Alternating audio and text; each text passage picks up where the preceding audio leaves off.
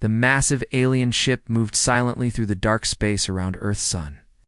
Its metal hull gleamed under the distant starlight as it scanned the third planet from the star. Inside the ship, Commander Veltar sat in his chair, watching the blue and green world spin slowly on his screen. "What do you see down there?" Veltar asked his science officer. "A tall alien with purple skin and 4 arms." The science officer looked at his instruments carefully. "Very little, Commander. The planet shows basic radio signals and some electrical activity. Nothing special. No big power sources like fusion reactors or space drives." Veltar nodded. He had seen hundreds of worlds like this one, primitive species that barely knew how to make fire, let alone travel between stars. The creatures on this world probably still lived in caves and hunted animals with spears. "What about the life forms?" he asked. "Two-legged creatures, sir. They walk upright like us, but their technology is very simple. They burn old plant matter for energy and use explosive chemicals to push small rockets into space. Very basic stuff." The commander made notes in his electronic log. Another backward world that would need hundreds of years before they could even leave their own planet. The Galactic Council would file this information away and maybe check on them again in 500 years. By then, maybe these creatures would have learned to build proper spaceships. "Any signs they know we are here?" Veltar asked. "None at all, sir. Their scanning technology is too weak to detect us at this distance. We might as well be invisible to them." Veltar smiled. It was always amusing how these primitive species went about their daily lives. Completely unaware that advanced civilizations watched them from space, they probably still thought they were alone in the universe. "Mark this world as low priority," he ordered. "File it under primitive worlds to revisit later. These creatures will not be ready for contact for many generations." As the great ship prepared to leave the solar system, its crew did not notice the small dark objects floating in the asteroid belt between Mars and Jupiter. These objects looked like ordinary space rocks, but they were not rocks at all. Hidden inside each one were cameras, sensors, and communication devices that recorded every detail of the alien ship. The objects watched as the alien vessel scanned Earth. They recorded the exact frequencies the aliens used, the type of energy their weapons produced, and the design of their shields. Every piece of information was carefully stored and transmitted to receivers hidden throughout the solar system, deep underground on Earth, in a secret facility buried beneath the mountains of Korea. Colonel Kim sat in front of a wall of monitors. His dark eyes watched as the alien ship finished its scan and began to move away from Earth. He had been waiting for this moment for 3 years. "Sir, the alien vessel is departing," reported Lieutenant Park, a young woman sitting at a control station nearby. "All monitoring stations have recorded their scanning patterns." Colonel Kim nodded slowly. "Good, send the coded message to all our hidden bases. Tell them the visitors have left, and we can begin the next phase of our preparations." Park typed rapidly on her keyboard. Within minutes, encrypted signals traveled to secret military bases around the world. Underground facilities in Russia received the message. Hidden installations in the Australian desert got the signal. Submarine bases in the Pacific Ocean picked up the transmission. "What should I tell the other commanders, sir?" Park asked.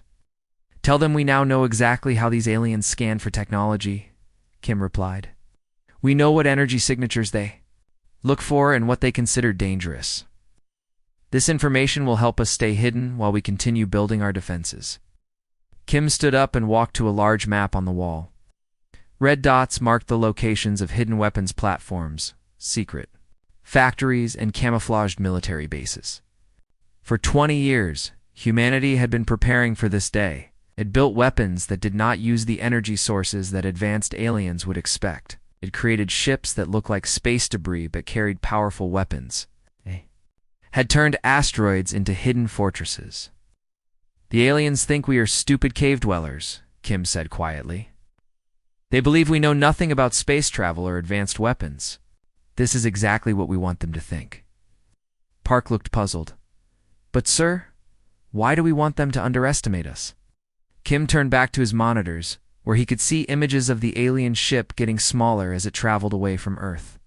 "Because, Lieutenant, the best way to win a war is to make your enemy think there will be no war at all. While they ignore us, we will continue to prepare. When they finally decide to visit us again, they will discover that the quiet little planet was not sleeping, it was getting ready. The alien ship disappeared into the darkness between stars, carrying with it the belief that Earth was a harmless, primitive world.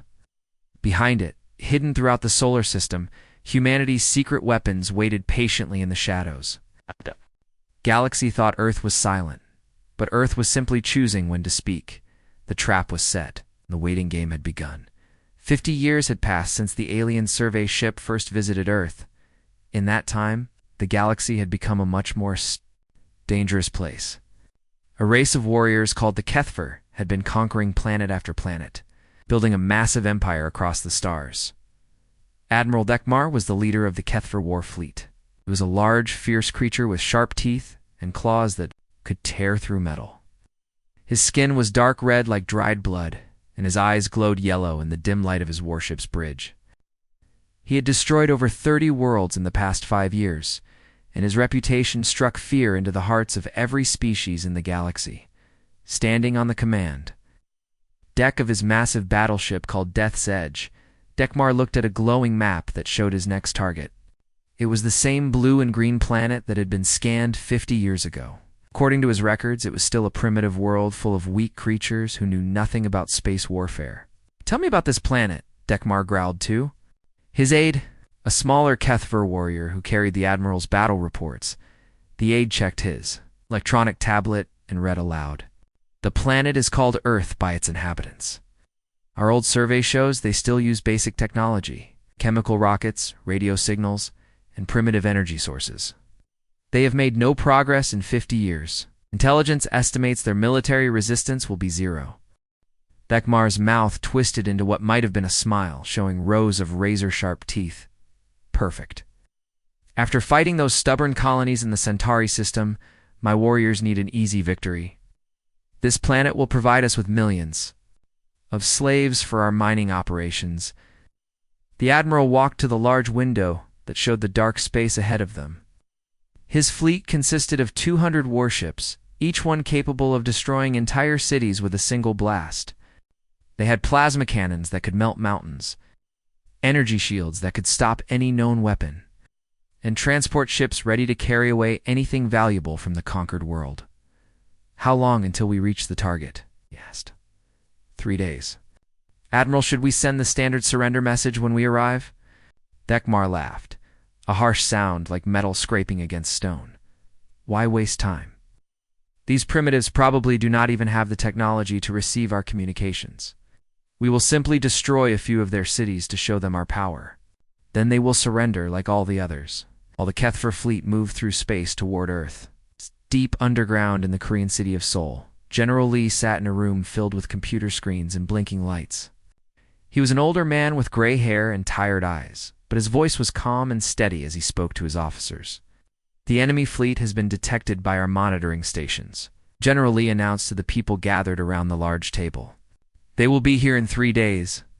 Colonel Choi, a serious woman in her 40s, nodded and looked at her tablet. "All of our hidden weapons platforms are ready, General. We have been tracking their movements since they entered our outer detection grid. They are approaching exactly as we predicted they would." Major Song, a younger man with quick, intelligent eyes, added, "The HFY are flying in the same formation they used when attacking the colonies in nearby systems. They expect no resistance from us. Our intelligence shows they plan to begin with orbital bombardment of major cities." General Lee had spent his entire adult life preparing for this moment. For 50 years, humanity had been secretly building weapons and defenses while pretending to be a backward, primitive species. They had learned everything they could about galactic warfare by studying the radio, transmissions from battles in distant star systems. "Status of our stealth satellites?" Lee asked. "All 2,000 platforms are online and ready," Colonel Choi replied. "They have been disguised as space debris for decades. The enemy scanners show them as nothing more than floating rocks and metal scraps. Attack squadrons standing by in hidden bases throughout the solar system," Major Song reported. "Our pilots have been training for this battle their entire lives. Every ship is equipped with weapons designed specifically to counter Kethra technology. General Lee walked to a wall where a large screen showed the approaching enemy fleet. The Kethra ships were huge and powerful, built for conquering worlds that fought back with conventional weapons. But Earth was not going to fight back in any conventional way. "They think we are still using chemical rockets and radio communications," Lee said quietly. "They have no idea that we have been listening to their battles for 50 years, learning their tactics, studying their weaknesses, and building weapons they have never seen before." Colonel Choi smiled grimly. "When they scanned us 50 years ago, they saw exactly what we wanted them to see. Basic technology, primitive energy sources, no threat to anyone.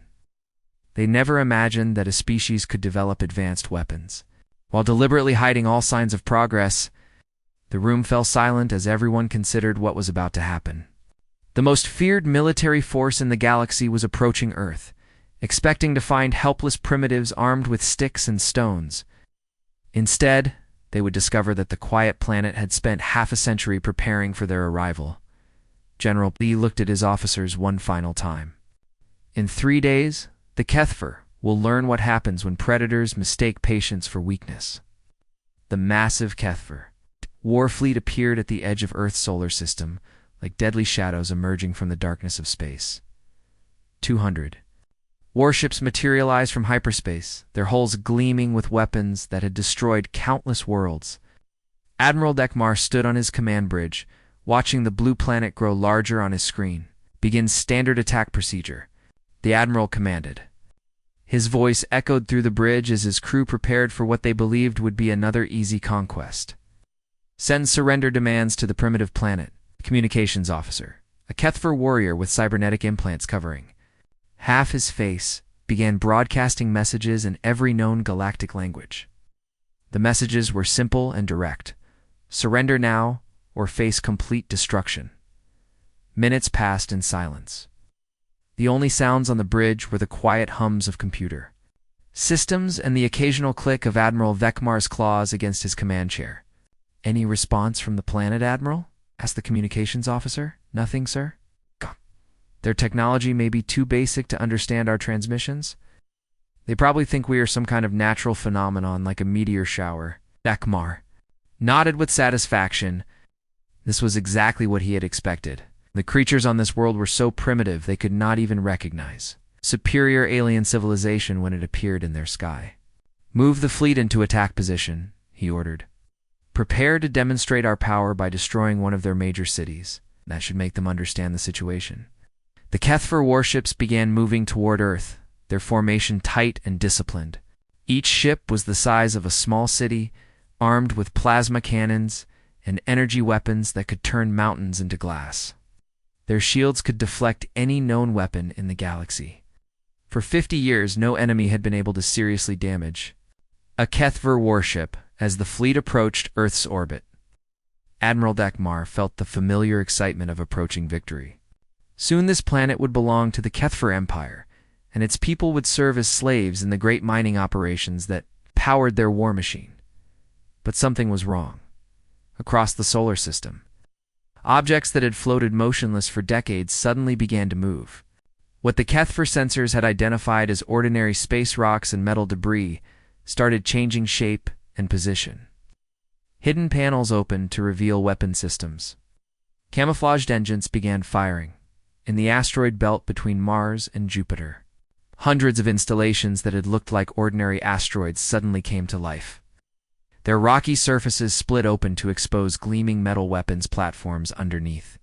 For 50 years, they had waited in perfect silence, looking exactly like natural space debris. Deep underground on Earth, in the Soul Defense Command Center, Colonel Park watched her computer screens as thousands of hidden human weapons revealed themselves. Green dots appeared on her tactical display where moments before there had been empty space. All stealth systems disengaged, she reported to General Lee, who stood calmly behind her chair. Weapons platforms are coming online throughout the system. General Lee picked up his communication device and spoke into it with a voice as steady as stone. "All units, this is Soul Command. Execute Order Thunder." Show these invaders what Earth has been building while they thought we were playing with sticks and stones. The first attack came without warning. Long metal rods, accelerated to incredible speeds by hidden magnetic launchers, struck the lead Kethfer ships before their crews even knew they were under attack. These tungsten projectiles were invisible to most scanning systems until the moment they hit their targets. The rods punched through the alien shields as if they did not exist. The Kethfer had designed their defenses to stop energy weapons and plasma blasts, but they had never encountered simple metal moving at such tremendous speed. The projectiles tore through ship hulls like arrows through paper. Admiral Ekmar watched in shock as 3 of his largest battleships exploded in brilliant flashes of light. "What is happening?" he roared at his sensor operators. "Where are those attacks coming from, unknown? Admiral? Our scanners show no enemy ships, no energy weapons, nothing that should be able to penetrate our shields." In space around Earth, Captain Kim commanded a squadron of human attack ships that had been hidden inside what looked like a broken satellite. His vessels were small and fast, designed to avoid the energy signatures that galactic civilizations, TYPICALLY, searched for. "Dragon Squadron, this is Captain Kim," he said into his radio. "Begin attack runs. Remember, we leave no survivors except for the single probe ship we have marked. The galaxy needs to learn what happens when you threaten Earth." The human ships emerged from their hiding places like angry wasps from a disturbed nest. Been built using technology that was both primitive and advanced at the same time. Instead of energy weapons, they carried kinetic missiles and electromagnetic pulse devices. Instead of plasma shields, they used stealth coding and electronic warfare systems. The Kethfer fleet, which had expected to face primitive chemical rockets and radio communications, found themselves fighting an enemy that had spent 50 years studying their weaknesses and preparing for this exact moment. The battle for Earth had begun. But it was nothing like the easy conquest Admiral Vekmar had planned. The quiet planet was about to show the galaxy that silence did not mean weakness. The Kethfer war fleet was in chaos. Admiral Dekmar stood on his bridge, watching his mighty warships explode one after another like fireworks in the darkness of space. His hands gripped the metal railing so tightly that his claws left deep scratches in the surface. "Report." He screamed at his science officer, a thin Kethfer with multiple eyes that could see different types of energy. "How are these primitives destroying our ships?" The science officer's voice shook with fear and confusion. "Admiral, their weapons are unlike anything in our databases. They're not using energy beams or plasma cannons like every other civilized species. They are firing solid metal objects at incredible speeds. Our shields cannot stop them because they were designed to deflect energy, not physical matter." Another explosion lit up the view screen as one of the fleet's heavy cruisers broke apart under a barrage of tungsten rods. Each rod was no bigger than a telephone pole, but moving at such tremendous speed that it hit with the force of a nuclear bomb. "Damn their ships, sir," the science officer continued. "We cannot get target locks on them. They are too small, too fast, and they seem to absorb our scanning beams instead of reflecting them back to us." Admiral Vekmar felt something he had not experienced in decades of conquest: fear. His fleet had destroyed planets, crushed entire civilizations, and never faced serious resistance. Now these supposedly primitive creatures were tearing his forces apart with weapons that should not have been able to penetrate Kethfer defenses. On Earth, in the underground command center in the city of Busan, Major Song watched the battle unfold on her computer screens. She was a small woman with sharp eyes and steady hands, and she had spent 20 years planning for this exact moment. "Wave to attack squadrons. Begin your assault," she spoke calmly into her microphone. "Focus on their command ships. Take out their ability to coordinate their fleet." Across the solar system, hundreds of human attack craft emerged from their hiding places. They had been concealed inside fake asteroids, disguised as broken satellites, and camouflaged against the dark background of space. Now they swarmed toward the alien fleet like a cloud of angry insects. Commander Yoon piloted the lead ship of Strike Squadron Alpha. His fighter was sleek and black, designed to be nearly invisible to enemy sensors. Unlike the massive HFY warships, human attack craft were built for speed and stealth rather than heavy armor. "Alpha Squadron, this is Commander Yoon," he said into his radio as his ships dove toward the enemy formation. "Remember what we learned from 50 years of watching these aliens fight other species? We know exactly how their shields work, what frequencies their weapons use, and how they prefer to position their ships. Use that knowledge to stay alive and complete the mission." The human fighters moved through the alien fleet in coordinated attack patterns that the HFY had never seen before, instead of the formal ship-to-ship duels that galactic navies usually fought. The humans attacked like a pack of wolves hunting a herd of large animals. They struck fast, hit hard, and disappeared before the enemy could respond. Nuclear missiles, ancient technology by galactic standards, proved devastatingly effective against ships designed to fight more advanced energy weapons. The atomic explosions created electromagnetic pulses that disrupted HFY electronics and blinded their sensors. "How are they coordinating these attacks?" Admiral Vekmar demanded as he watched his fleet's formation fall apart. "Their communication technology should be too primitive for complex battle coordination." His communications officer looked up from his station with wide, frightened eyes. "Sir, they are using quantum-encrypted radio transmissions on frequencies we did not know existed. Their communication system is more advanced than ours, but it uses completely different principles." Captain Han commanded a squadron of human bombers that approached the alien flagship from below, where the HFY sensors had blind spots. His ships carried special weapons, designed specifically to exploit weaknesses in alien ship design that humans had discovered through decades of careful study. "Phoenix Squadron, target the flagship's engine section," Captain Han ordered. "Intelligence shows that HFY ships have a critical weakness where their power systems connect to their main drives. Hit them there, and the whole ship will lose power." The human attack was unlike anything the galaxy had ever seen. While other species had developed their military technology along similar paths, using energy weapons and particle shields, humans had evolved their warfare in complete isolation. They had created weapons based on different scientific principles and tactics that no alien strategist had ever considered. As more HFY ships exploded or drifted powerless through space, Admiral Vekmar finally understood the horrible truth. The planet they had come to conquer was not primitive at all. The humans had deliberately hidden their true capabilities, allowing the galaxy to believe they were backward and harmless while secretly preparing for war. "They have been watching us," he whispered to himself as another of his battleships broke apart under human attack. "For 50 years they have been studying our battles, learning our weaknesses, and building weapons designed specifically to destroy us." The predators had indeed become the prey, and Earth was about to teach the galaxy a lesson about underestimating the quiet planet that had been preparing for war while the rest of the universe thought it was sleeping. 3 months after the destruction of the HFY fleet, a small automated probe arrived at the Galactic Council headquarters on the planet Zarian Prime. The probe had been programmed to escape the battle and carry news of what had happened in the Sol system back to the galaxy's governing body, Counselor Primval, an elderly alien with silver skin and 6 arms, sat in his office, reviewing the probe's recordings. His large eyes grew wider with each minute of combat footage he watched. The images showed something that should have been impossible: a primitive species completely destroying the most feared military force in the galaxy. "This cannot be accurate," he muttered to himself, rewinding the video to watch human fighters tear through HFY battleships like sharks attacking a school of fish.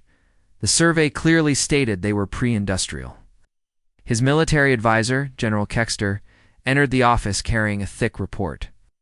The general was a battle-scarred, a veteran who had fought in dozens of galactic conflicts, but his expression showed confusion and concern. "What is your analysis of these recordings?" Counselor Primble asked.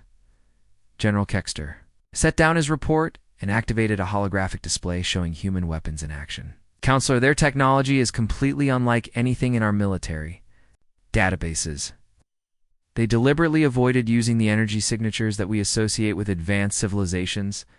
Instead, they developed weapons based on kinetic energy and electromagnetic warfare. The hologram showed tungsten rods striking Kethver's ships at incredible speeds, tearing through armor that had been designed to stop the most powerful energy weapons known to galactic science. "But these are primitive concepts," Primble protested. "Throwing rocks and metal at enemies is what cave dwellers do, not spacefaring civilizations."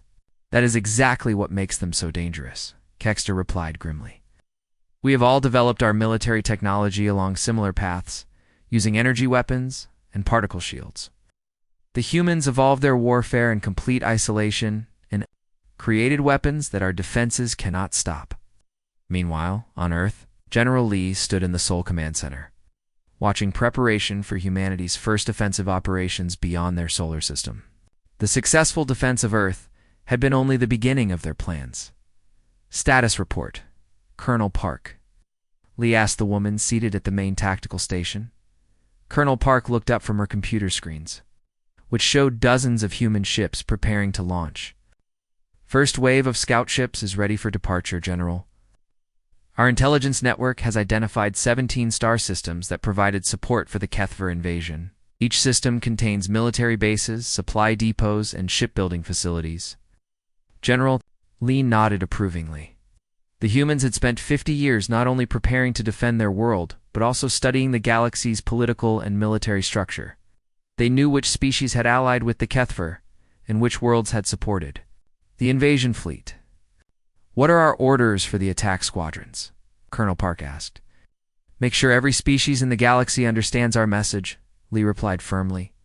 "We did not start this war, but now that it has begun, we will finish it according to our own rules. Any species that supported the invasion of Earth will face the consequences." Over the following months, human ships began appearing throughout the galaxy like ghosts materializing from the darkness of space. They struck Kethra outposts with surgical precision, destroying military targets while leaving civilian populations unharmed. The attacks were swift, efficient, and utterly devastating. Captain Min commanded one of the human strike forces that attacked a Kethver supply depot in the Vega system. His small fleet of stealth ships appeared without warning, destroyed the enemy installations with kinetic weapons, and vanished before reinforcements could arrive.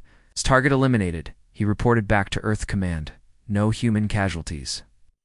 Enemy response time was 12 minutes too slow.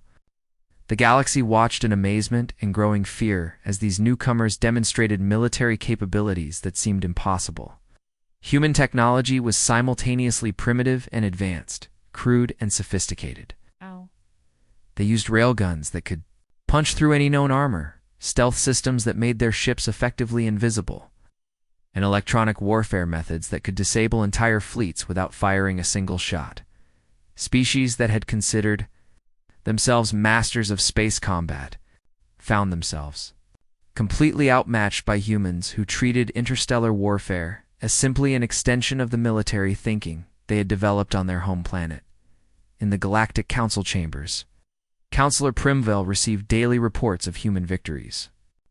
Throughout Kethver space, each report made it clear that the galaxy had made a terrible mistake in underestimating the species from the Sol system. "How many Kethver installations have they destroyed?" he asked his aide. 47 confirmed. "Counselor, they are systematically dismantling the entire Kethver military network. Intelligence suggests they will complete their campaign within 6 months. Primville made a note in the official galactic records, changing humanity's classification from primitive species to extreme caution required highest threat level. The galaxy had believed Earth was silent because it was weak and backward. Too late, they learned that Earth had been silent because it was smart enough to watch, learn, and prepare while remaining undetected. When Earth finally decided to speak to the galaxy, it spoke with the voice of thunder, and every species in the stars heard the message clearly.